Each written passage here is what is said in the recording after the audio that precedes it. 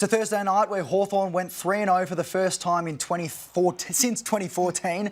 And Carlton, well, they're feeling the blues once again. Michael Voss said he didn't have a problem with the way that they're running out games, but it does appear on paper to becoming an issue. Yeah, well, they've conceded 9 goals against Richmond in the second half and then another 7 on Thursday night against Hawthorn. So for me, I think that is a bit of a concern when you're conceding that many goals and you're only scoring, I guess, inaccuracy shows as well for their 4 scores, so 2 goals 7, 2 goals 8.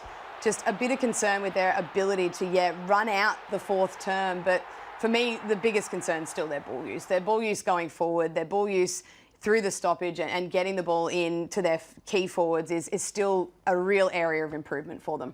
John Newcomb's really taken control of that burgeoning Hawthorn midfield, and he's really shaping as one of the great mid-season picks so far, taken at number 2 in that mid-season draft. Talk us through his game. Yeah, well, to start with, I just love that him and Cripps went head-to-head for a large majority of the game. 2 really similar midfielders. Cripps has obviously got more runs on the board at the moment, but Newcomb really putting his hand up as that real in and under midfielder, but then that ability to burst away and get the advantage from his clearances, get a deep ball inside 50.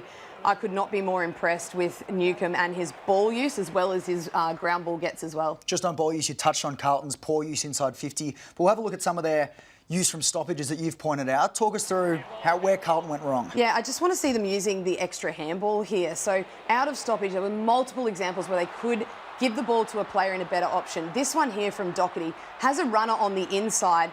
Then if we look at it behind the goals, have a look at where Josh Battle's sitting. This is perfect positioning as a defender.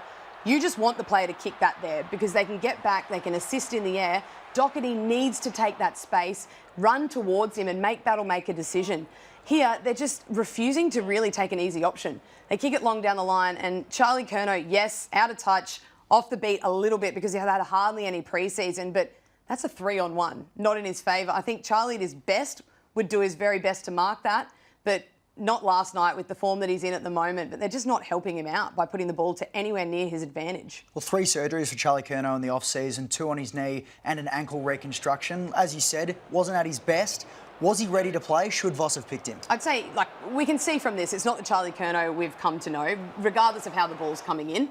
There were times it was to his advantage, he spilt the mark, but I think when you say, was he ready to play, the sooner you get him back in the team, the sooner he's going to be match fit and ready to go. So I think it's one of those 50-50s. He probably wasn't ready in the sense that if it was a huge game, they probably wouldn't have played him. But it's round 2. They need to get as much minutes into his leg. But Josh Battle, let's not take anything away from him. That effort there to work Curnow off the ball, not many players have been able to do that previously. And that's the example we saw from before. But yeah, it's sort of twofold. The ball coming in wasn't great. There were marks that we'd expect him to take that he dropped, but I think they need to be playing him, get him back to his standards, get the run through the legs because he's obviously had no pre-season from those injuries. No Harry Mackay with illness, a huge factor as well. If we look ahead for Carlton, how slippery can the slope get? They've got the Bulldogs next week and then a blockbuster clash on a Thursday night against the Pies.